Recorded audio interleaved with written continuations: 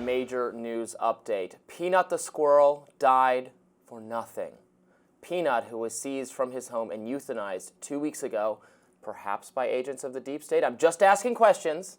He did not have rabies, according to the recent reports. Now, at a news conference on Tuesday, public officials in New York made the announcement that the Instagram famous squirrel tested negative for the disease. The squirrel was taken cruelly from his home in New York, along with the family's raccoon, Fred, who doesn't seem to be getting quite so much attention, following complaints about wildlife being kept without the necessary permits. The animals were considered pets by their owners, Mark and Daniela Longo. Fred, poor Fred, was also euthanized, and he too was innocent because he later tested negative for rabies. Peanut quickly became a symbol for some government kind of overreach and a fighting force in Donald Trump and J.D. Vance's presidential campaign. Not sure that would have decided the fate of the election, but there was certainly some power to Peanut. Peanut's owner was on News Nation with Chris Cuomo recently. Here's a little bit of that interview. I haven't a clue, and it's still in the dark. I've gotten no answers. I've gotten no response to the government. I have to live in this state. And these people don't even have the stones to give me a call to say, hey, I killed your animals. Also, I cut their heads off. Also, Peanut doesn't have rabies, like we all knew in the beginning of this story. I'm still standing here without rabies from either one of those animals.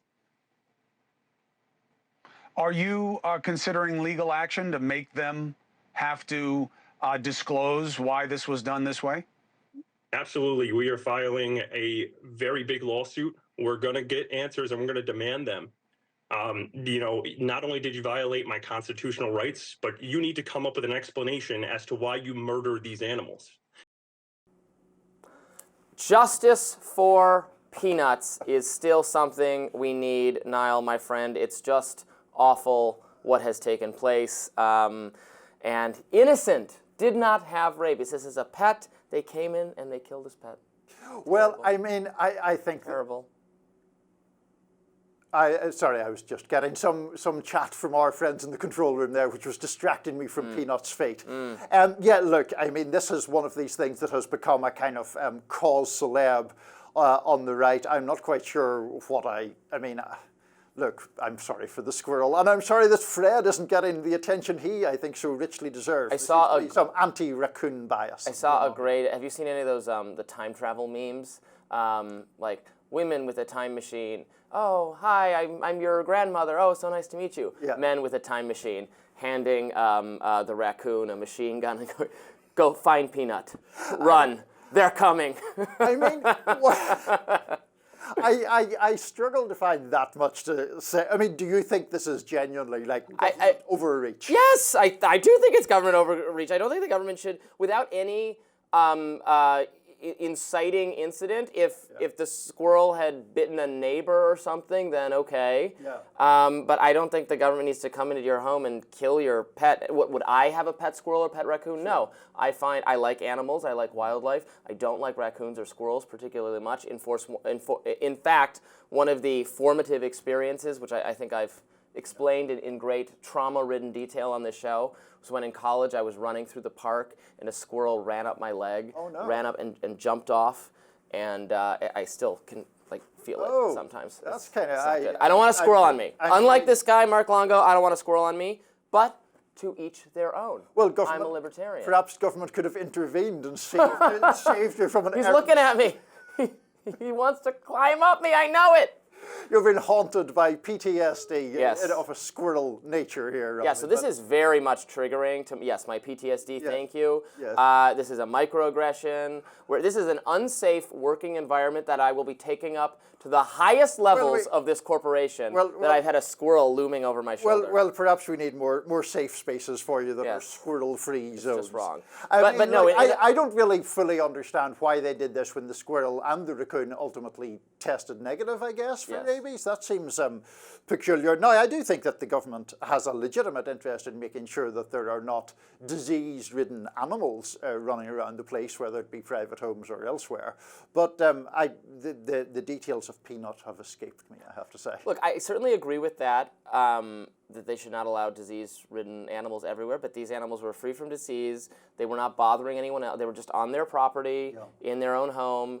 I would never have these animals as pets, but other people are different, and the government should just not intervene unless there is a dispute to resolve. Do you know what I mean? Is that fair? Or if the government says you absolutely can't, I still am against this, but let's say, why do they have to kill the animals? And they say it's absolutely not acceptable to have a raccoon and a squirrel as house pets, and they'd be like, put in the zoo or the release of the wild. They have to be killed. They have to be euthanized. So here's one of the difficulties I have with the whole peanut story, and I can't believe we're discussing this even semi-seriously, but the issue is, like, there are so many things that are more important to talk about, or bigger ills or issues in this country. And to me, these stories, I get all the theoretical arguments about government overreach and all of that. It does often seem a little bread and circuses to me, in a way that just distracts from all the other big, massive issues. Do I think it's a national issue? No, but people do run up against what wildlife you're allowed to.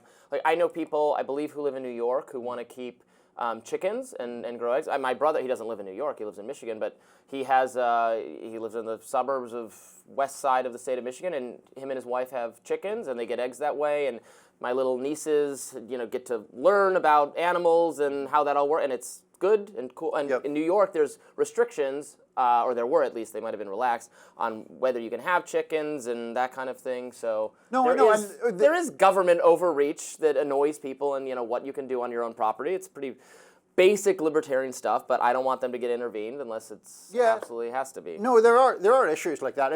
Last week I was speaking with our friend Amber Duke about the situation where the Amish in Pennsylvania had purportedly voted for Trump in disproportionate numbers because they felt there had been this unfair crackdown on certain things like the production of raw milk, for example, around which there are health standards. Now, as you know, I am less suspicious of the reach of government than you are, and I think that there are lots of topics from, poverty to illiteracy, to corporate greed, where it's actually government underreach is the problem rather than government overreach. But those are all bigger, different issues to the fate of Peanut the squirrel.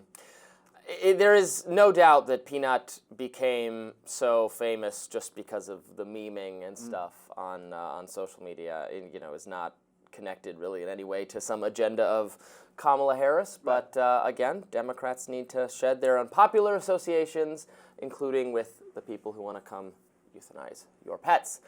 That actually does it for us today on Rising.